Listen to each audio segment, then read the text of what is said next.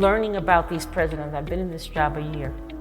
They are the most dedicated student-centered presidents I've ever worked with in my life. They give so much of themselves, and I see what they are doing. I'm excited about the work they do for the students, right? The students that AASCU serves, the first generation, the low-income students of color, adults, rural, poor, who are giving our students a second chance. Welcome to the AASCU Telling Our Story podcast. I am your host, Leticia Maldonado, a proud member of the post-secondary value team at the American Association of State Colleges and Universities. In this series, we share stories from state colleges and universities that have taken bold steps to successfully serve underrepresented students and their communities. As we speak with the experts who shape these programs, we will get an inside look on how they are fostering greater accessibility and affordability, closing completion gaps, and creating a more just and equitable society.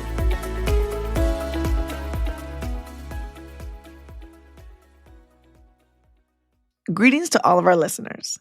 In this bonus episode of the AASCU Telling Our Story podcast, we'll be listening in on the opening plenary from the AASCU 2024 Annual Conference for Presidents and Chancellors in Puerto Rico. The theme of the conference is Building Bridges, Uplifting Communities Through Collaboration. And this session highlights the unique challenges presidents and chancellors of regional public colleges and universities face as they lead transformation on their campuses. It features a panel of university system chancellors and presidents from around the United States. These leaders represent dozens of AASCU member institutions serving millions of students. They are Dr. Félix Matos Rodríguez, Chancellor of the City University of New York System and moderator of the session, and the panelists are Dr. Mildred Garcia, Chancellor of the California State University System, John B. King Jr., Chancellor of the State University of New York System, and Dr. Brian McCall, Chancellor of the Texas State University System. We hope you enjoy this bonus episode. The theme of the conference talks about bridge building, and so maybe let me begin with a little softball and give each one of you 30 seconds or a minute or so. Let me go that way to make it easy. Collaboration, not only with K-12 and higher ed, but also government, communities, as well as not-for-profits and everyone within the community in which you serve. That's what it is. Okay. Authentic engagement, meaningful engagement, deliberate, regular, and intentional outreach, seeking to bring a friendly consensus. Amen to all that was said, and I'd just add relationships, and part of relationship building is seeking genuine understanding and really trying to listen to the other person, not just to prepare what you're going to say next, but actually to understand their perspective. Thank you. I'm going to start now the other way around, and I'm going to begin with John. And we talked a little bit before, we wanted to sort of begin with an upbeat mood. I get to watch and enjoy a lot of the many great things you're doing at SUNY. Many of them involve partnerships. Is there one that you can talk about the many things that you're doing that bring collaboration? Can it be the work with K-12, some of the things on economic development? Can you talk about one in which you're really excited, proud, energized, and you think that you're really moving the dial? And I'm going to ask the same to each one of you. Just one is difficult. Okay, I have multiple SUNY presidents here. They're going to want me to shout each of them out. But I would say one of the things that we're all working towards is making sure that every SUNY undergraduate has an internship experience before they graduate. And so we are mobilizing lots of partnerships. Grateful to the Governor Hochul, and our legislature for giving us public funding that we were able to deploy towards expanding paid internships, because we worry that too often internships are just available to the most affluent students who can afford to do them unpaid. But we're also partnering with state agencies. We've got a Climate Corps internship where folks are working on environmental issues with the state's environmental agencies. We've got a library internship program placing students in public library internships. We've got a veterans internship program placing veterans in our recruitment offices and student affairs offices to support veteran students. So we're trying to do everything we can, because with 370,000 degree students, that's a lot of internships to create. So partnerships are vital. Excellent. Brian? Well, keeping in mind that a large percentage of our students are first-generation students, and the remainder, it's their first time in college. So it's a new experience for everyone. And it's very important to us to aggressively and proactively reach out to students to make sure that they understand that they've got someone that they can deal with, that if they miss a number of classes, they get a phone call. Where are you? What's going on? Why don't you come in and talk? Let's look at this, and to try to get them through the pipeline. It's immoral, in our opinion, to open the door and let them in and not do everything we can to get them across the pipeline, finish line. So I also have probably 19 university presidents in the audience. I want to shout out to them. Number one, with 500,000 students and 23 campuses, and 78% of them have some form of financial aid. That's who we are. We are looking at working with the state in cradle to career. I have so many to talk about. I'll do cradle to career because that encompasses so much. The state, all working together, we're actually putting data together that's going to follow students from K-12 through work, through community colleges, to college and beyond into careers. And that has opened the door for us to have things like at Riverside Department of Education, working with 11th graders and 12th graders and giving them conditional enrollment in our CSU. It's a pilot with 10 universities that they're going to monitor them, give them guidance, bring them in, working through them if they wanted to go to community college or doing enrollment with our community colleges so that they are duly enrolled both at the community college and with the CSU. So I'm going to stop there because I could keep talking about so many, but you're not going to let me do that. So I could go down the list from my 2019 that are here today. Well, thank you. I'm going to do a moderator's prerogative and going to follow the theme that you talked about, careers. And one of the things that we've been doing at CUNY, and I'm not going to do a shameless shout out to the president or in the audience, but I will. We've been exploring how do we make that a system-wide strategy, right? Which is one of the things that I think all of us have to navigate, dealing with the idiosyncrasies of each one of our systems and all that. And we've been with funding from private philanthropy, Robin Hood, Strata, Petrie, piloted a number of programs, career maps, not just your academic map, but career maps for students in some majors, integrated advising, bringing people from industry to be part of the academic advising in some of the campuses, bringing folks from industry to serve as adjuncts and teach, particularly in some of the areas where we don't have the faculty to be able to teach to the students, working with industry in curriculum. So we've used private dollars, we've used money from the city because we're a blended funding model, city and state, from Mayor Adams, and money from Governor Hochul for paid internships and a number of other programs. And we have piloted enough elements across the system that we feel now that we have an integrated vision that we can, talk to all our campuses to bring in, to elevate the whole topic of career work, which all of us are trying to find answers. But it's been that partnership model, private funding, government, and state. So I'm going to use that to segment as to collaboration and partnership. They sound good, they're indispensable, but they're hard work, right? And in the government climate alone, there's a lot of polarization, divisiveness. Can each one of you talk about how you navigate those things? And maybe you have an example or two that you can give on that can be helpful for the audience in terms of what we can do in that sphere, particularly given the moment that we are. So you want to start, Brian? No. No, okay. But I will. Lamar University is located in Southeast Texas, where petrochemical plants, trillions literally of dollars of investment in petrochemical plants exist. And so engineering is a big part of what Lamar University does. So it's critical that it not be a theory in the classroom that is taught, but that our students actually work and spend time at those petrochemical plants. It's been a long time strategy that occur, and it's something that is desirous on both ends, that it continue. The result is that those chemical engineers, upon graduation, are the highest earners of any chemical engineers in America. It has a lot to do with geography, the fact that they're there, and that our presidents and their teams recognize that it's important that that relationship continue, grow, and be important to the students. It's going to be important to the students. It's got to be important to the factories as well and the industry as well. That has happened at all of our campuses in various degrees, to various degrees, with various degrees of success. But it is an ongoing strategy at each of our universities. I'm going to pick the nursing, because nursing is huge for us in the state of California. There's such a shortage of nurses across the country.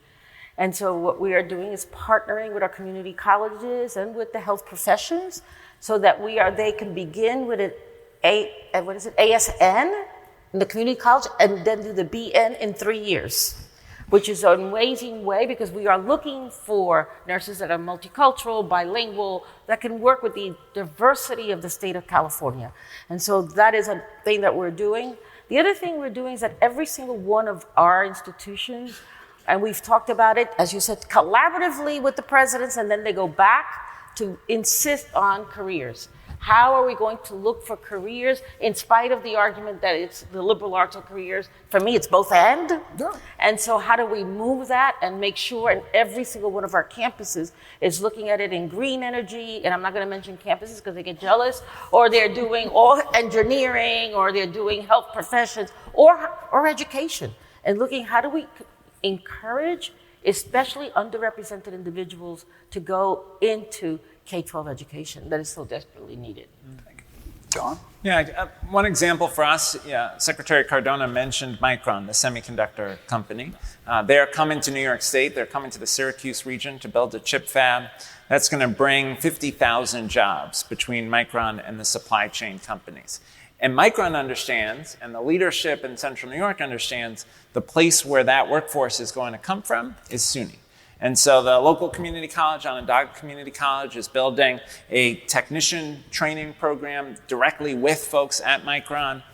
The regional universities like SUNY Oswego are working with Micron to think about how we prepare the engineers we need, as well as SUNY Poly, which is a little further away but has a great tradition of preparing engineers. So we are working to build this future for Central New York where our institutions are central. But we also are making sure that Micron is our champion with the political establishment. And I think one of the things that I took away from Secretary Cardona's remarks is the work that we all need to do in this current political climate to make sure that our business leaders are reminding governors and legislators of the role that we play in workforce development. We also need our legislators and our members of Congress to understand that if the nation is going to achieve our economic and national security goals, it's going to be through the work that we all do. Absolutely, absolutely. It's interesting too, when Millie was talking about that, I think artificial divide about tension, liberal arts and careers. And one of my two kids is a musician, right? And the line that I use is that I want my kid to pursue his dreams and be a musician or be a poet, but I want him to be the best employed poet and musician that we can find, right? There's no tension between finding your passion and connecting to something that can sustain all of you.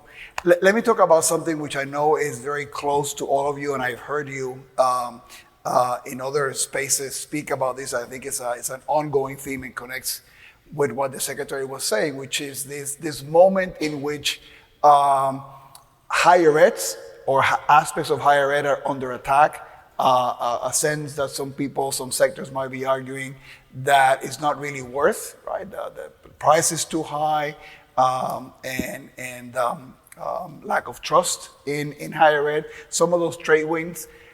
How are you navigating that in each of your spaces? What are some of the themes that you would recommend that the audience here sort of accentuates as we move forward? Really? We started talking about knowing your outcomes. Where do our students go? You know, we graduate all these students every single year, and we can't demonstrate where they went, either if they went on to graduate school or they are going into some wonderful career. We do it for the students that are special. We never do it for every single student that leaves our campuses. Number two, how are we using our alumni? We're talking about powerful businesses. What about powerful donors? Which, by the way, the donors and the alumni also give to those political interests in big time. We need to start using their voices. We need to get the advocates and the allies to sit at the table with us and help us send the message. Because when we send the message, then it's self-interest. Rather, when we have everybody really speaking about how are we moving. And the only way to do that is by relationships. You have to sit with them. You have to talk to them. You have to demonstrate to the elected officials. They'll ask us. And you know that all of the chancellors up here know. They are going to ask us, what did you do with the money? Yeah. And we're going to have to demonstrate that and demonstrate it with stories. The theme from Chuck Wells when he was the chair of the board, telling our story with heart and with data. Right. Well, I'm not denying that we don't have a problem, but 8 out of 10 employers believe that colleges and universities are preparing their graduates for the workforce. No one becomes a lawyer without us. No one becomes a doctor, a nurse, an engineer without us.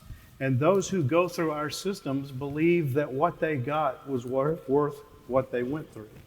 And as was said a different way by the secretary, 59% increase in pay for a college graduate over a high school graduate. It's significant. So I feel good about what we're doing. I hear the noise. I would like the noise to be less, and I would like us to do whatever it is that we need to do to make that noise less. Maybe it's a fad. Maybe if we keep our nose to the grindstone and keep getting the better results each year, competing not with others, but with our own university, our own numbers, I think that perhaps that noise will die down and people will realize that the story we're telling is a good one. I agree with all that. And look, I would say we have to grapple with some of the critiques that have an element of legitimacy. And that's uncomfortable. One of those is that the ROI is not uniform. The sad truth is there are students who graduated from college and are underemployed or unemployed, students who took the job at Amazon that they could have gotten with just a high school diploma, even though they had a college degree. And we've got to grapple with that. So for me, the work on internships, on the career readiness, the work you're doing, Philo, on career pathways, that is not only about offense, it is also about defense. Being able to demonstrate that, yes, for every one of our students, we're going to make sure that they are on a path to better themselves and their families economically.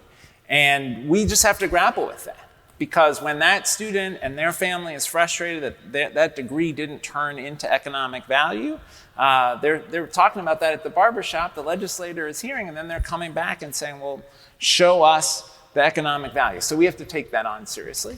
The other thing, and this is maybe more an issue for some of the highly selective, highly resourced privates, but there is this perception of partisanship, this perception that maybe higher ed is more focused on political uniformity than fostering genuine civil discourse. And we can't just block that out. We have to grapple with that, and we have to think about how do we ensure that on our campuses there is an environment of rich civil discourse, there is a variety of perspectives, that faculty members and students feel like they can speak up about their views respectfully across lines of difference. And so I think it's about not accepting the truth of the criticisms, but acknowledging the kernels of truth that are there so that we can be better positioned going forward.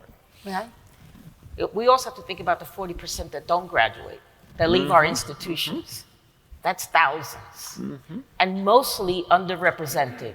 And as you said, they go back into the community and they start to internalize that, hey, why should I go to college when I know my neighbor went and has a debt now, doesn't have a job. So we also have to deal with, you're absolutely right. We have to hold up the mirror and say, what are we doing? That's exactly right.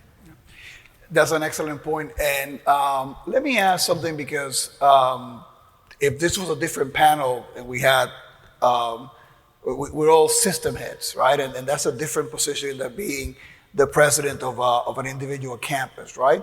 As you all think about this bridge building theme, right, in the different, and you can use an example of maybe things that you're working on. How is it different to do that from where we sit as system heads as opposed to an individual campus? I'm the baby, so I'm gonna let you go first. I'm the youngest one in this group. I have 1 year, you have about 3, and I don't know how many you have. And you have a whole bunch. Before I answer the question, I would like the presidents in our system to please close their ears. The presidents have the tough job. There's no question. The presidents are dealing with it. Yesterday, a group of students went to one of our president's offices and said that he was for mass extermination of a whole race of people, which of course is not true. Nothing even close to the truth. They have a tough job. What we can do is assist. How do we assist?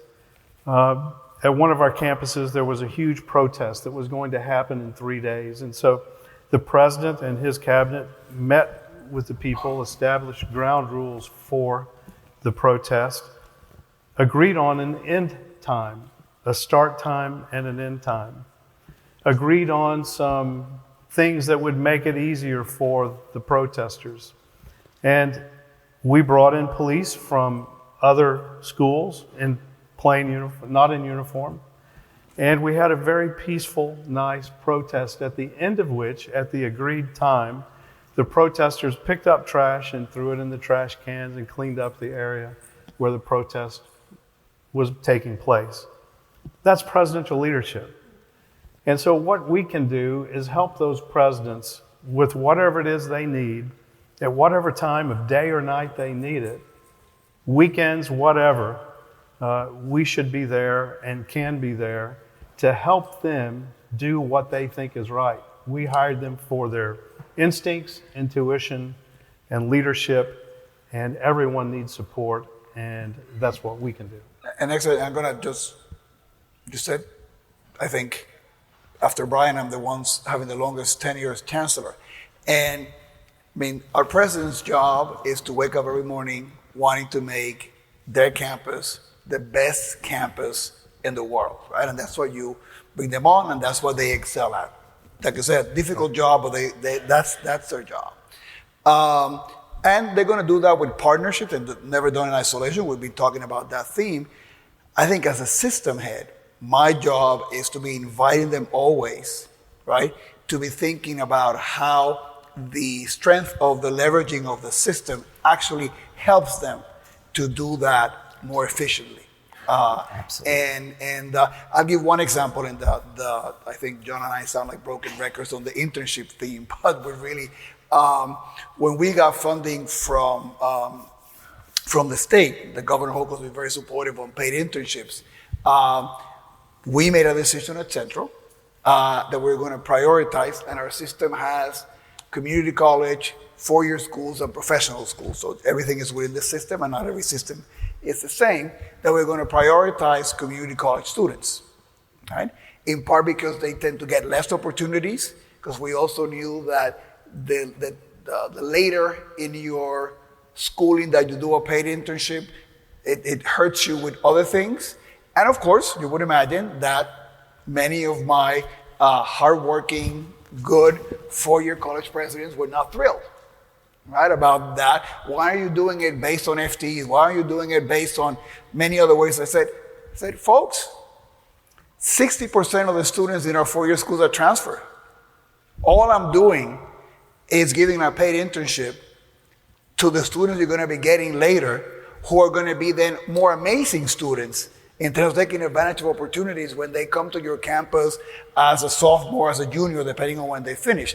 So my role was to have them look at the advantage and thinking systemically and how that can be beneficial to each one of the campuses, while their role is to wake up every morning and just be the best that they can. So, John?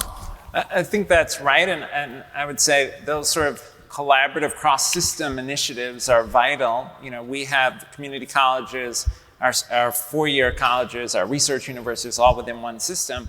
Making transfer, for example, work better is a system job. We have to make it work better, and we have to support our presidents in that way. The other thing I think is the system leader is a salesman, a hype man. You know, your job is to make sure that everybody in the state knows the great work that is happening on each of our campuses, and to try to get the governor and legislature to invest, try to get philanthropy and business leaders to invest and to partner, try to use the media and other mechanisms to make sure that people know what a great value proposition SUNY is for students, that people hear about successful multi-campus initiatives and hear the great things that are happening on individual campuses. You know, the other thing I would say is the presidents, and I agree with Brian, how you described, the presidents have this tremendous weighty responsibility, and I hope we create across our system a sense of community, that we are all in it together and that we're here to support each other. I'm going to build on a lot of things. Number one, we do not. We're in California. We have the University of California, within us at the CSU and the community colleges. It's a little different. But transfers is our bread and butter. And so paid internships for us will always be important as we move on. But in addition, I would say you are absolutely right. Our presidents have the hardest job in the country. But being president of AASCU, I would get calls from many, many presidents personally telling me what's happening to them and their families. It is our job as system heads to listen to our presidents and to listen to what they are going through and try to assist in any way we can. I think that is primary for us. It's also making sure that they get the support they need when they come in as new presidents, that they're coming into a system that they may have been at one institution with their own board, and now they're coming into a system that's completely different, and making sure that they have that support. It's also talking to the presidents about how do we collaborate within each other, right? Look, we've all been presidents. We all have egos, and we all want to do it the way we want to do it. But when you're part of a system, we get the good, we're coming with the system, but we also get the bad when one president goes haywire. It's the CSU, not that particular president. So also it's working with our presidents to understand that they will have their uniqueness within a system, but our system has values and priorities, and how do we do that together? And how do we help those campuses that are not doing as well, because everybody goes through a rough spot, to make sure that we're working as a system to help each other. Excellent. And you said egos in higher ed? Oh. I'm shocked. It must be a California thing. Yes, go. May I just add? No, I've been in New York, mijo. May I just add, I said that it's important to be there for the president 100% of the time, no matter the time of the day. It's just as important, and this is the hard part for many, is to keep the system office the hell out of their way and let them be presidents. That's right. Yeah.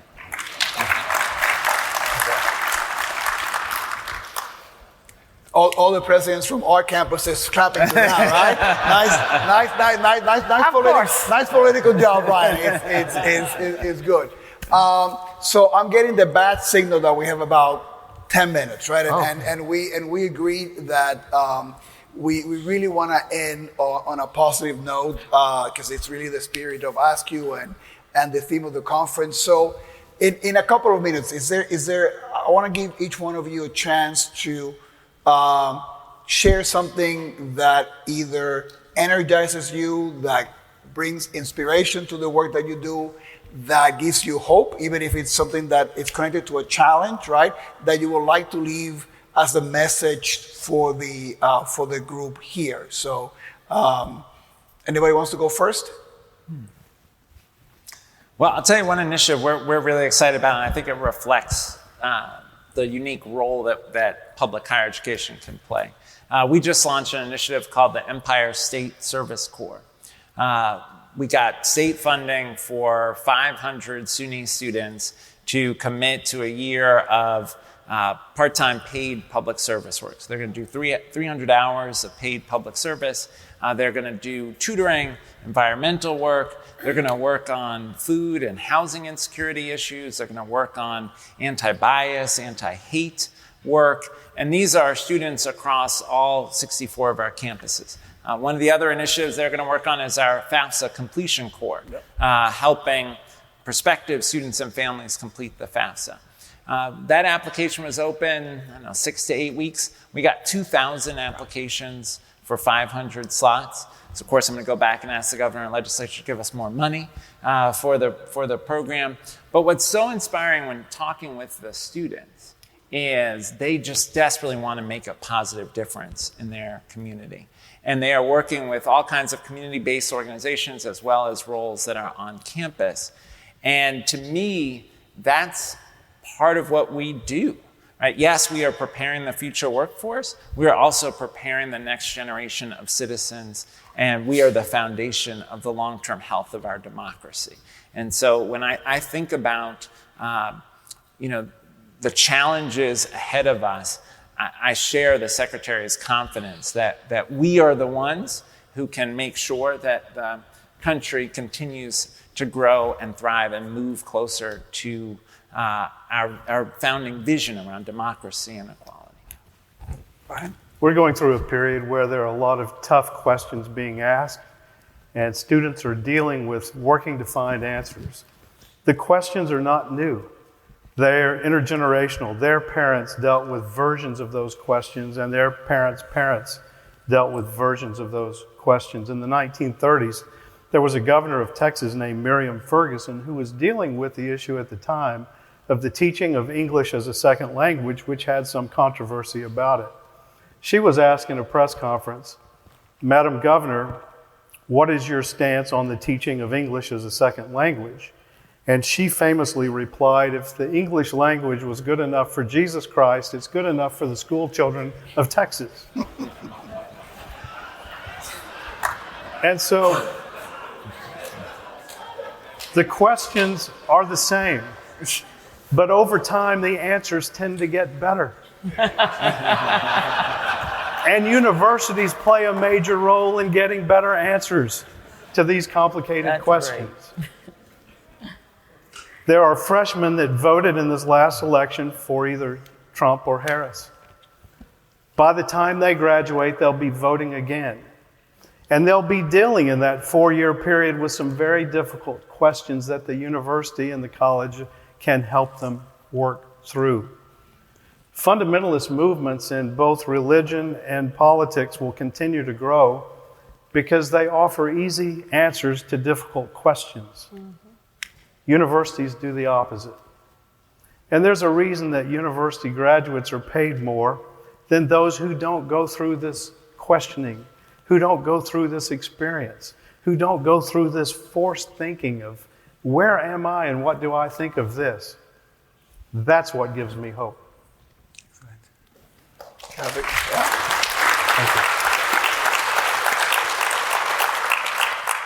You know, what gives me hope is our students, but more importantly, it's our presidents and the people that are, we've just started a strategic plan.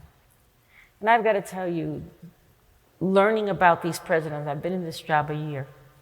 They are the most dedicated student-centered presidents I've ever worked with in my life.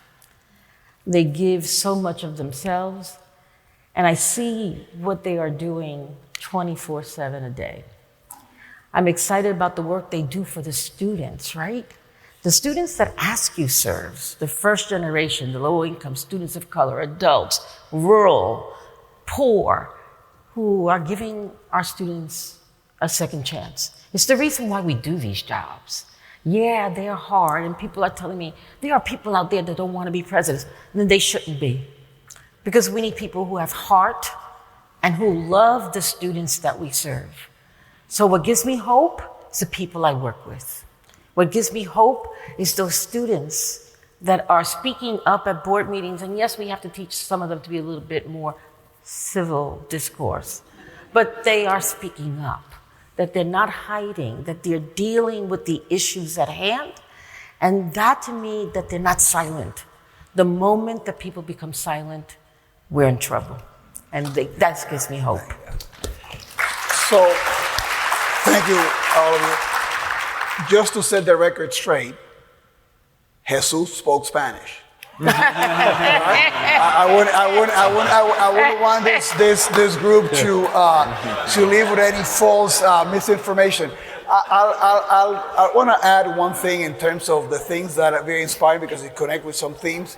We have a program called CUNY Reconnect we began 2 years ago, which is to bring back the thousands of New Yorkers that have some college and did not complete. And we've beat every milestone and double them from the funding we got from the city council for that.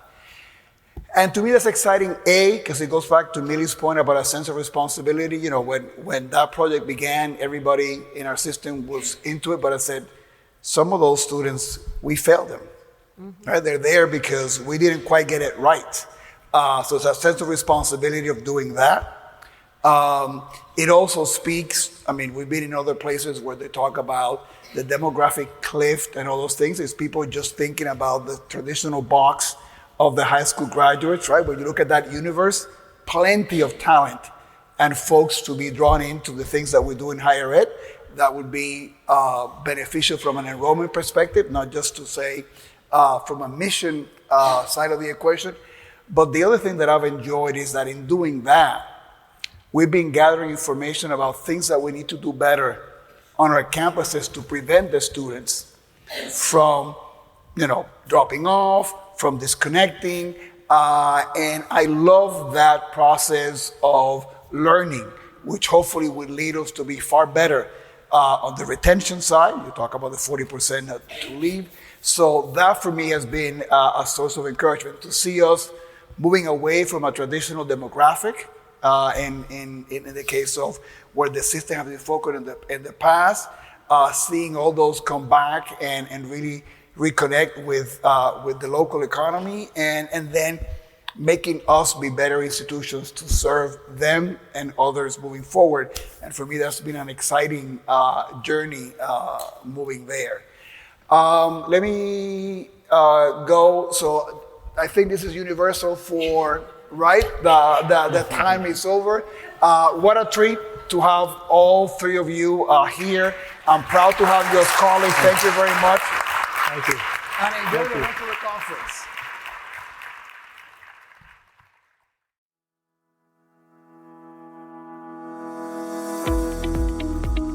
This has been the AASCU Telling Our Story podcast.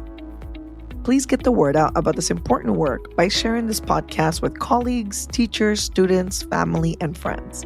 It's available on Spotify, Apple, and many other podcast platforms. As we continue the podcast series, we will share more stories from AASCU and its members who have taken bold steps to successfully support underserved students and their communities. If you are an AASCU member with a promising practice you wish to share, please visit AASCUtellingourstory.org. Thank you for listening to this bonus episode from the AASCU 2024 Annual Conference in Puerto Rico. Until next time.